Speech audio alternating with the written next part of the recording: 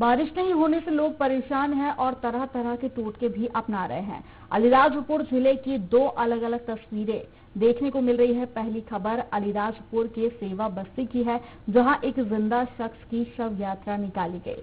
लोगों की मान्यता है कि ऐसा करने से इंद्रदेव खुश होते हैं और बारिश होती है। और दूसरी तस्वीर ग्रामीण इलाके की है, जहां से अरहन नदी निकलती है, जहां आदिवासी समाज की महिलाएं पानी से भरे मटके लेकर नाचते हुए यात्रा निकाल रही हैं और नदी के उद्गम स्थल पर लगे पेड़ों की जड़ों में पानी डालती हैं। ग्रामीणों का मानना है कि इससे इंद्रदेव खुश होते हैं और बारिश होती है।